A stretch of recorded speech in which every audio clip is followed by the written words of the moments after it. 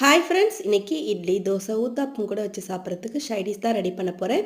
4 தக்காளி பழத்தை நல்லா பழுத்ததாக பார்த்து எடுத்து கட் பண்ணி குக்கரில் சேர்த்துருக்கேன். 15 சின்ன வெங்காயம், 7-8 பல் பூண்டு, 4 பச்சை மிளகாய், 1/4 டீஸ்பூன் மஞ்சள் தூள், 1/2 டீஸ்பூன் உப்பு, 1 டீஸ்பூன் சாம்பார் தூள் சேர்த்து மூழ்கிற அளவுக்கு தண்ணி சேர்த்து மூடி போட்டு வெயிட்டு போட்டுட்டு 4 விசில் ஹை ஃப்ளேமில் வச்சு எடுத்துட்டு இப்போது விசில் ப்ரெஷர்லாம் இறங்கினதும் அதில் உள்ள தண்ணியை வடித்து ஒரு பாத்திரத்தில் வச்சுட்டு நல்லா மசிச்சுட்டு மறுபடியும் அந்த தண்ணி சேர்த்து கலந்து விட்டுட்டு 1 டேபிள் ஸ்பூனுக்கு இட்லி மாவு புளிக்காத மாவு சேர்த்து கலந்து விட்டுட்டு திரும்பவும் உப்பு சரியாக இருக்கான்னு பார்த்து இல்லைனா போட்டுக்கலாம். நான் 1/2 டீஸ்பூன் போட்டிருக்கேன்.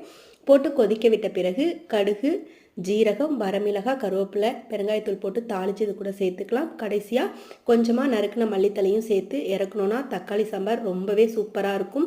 இட்லி தோசையோட ஊத்தாப்பத்தோடையெல்லாம் வச்சு சாப்பிடும்போது ரொம்ப நல்லாயிருக்கும். ட்ரை பண்ணி பாருங்கள்.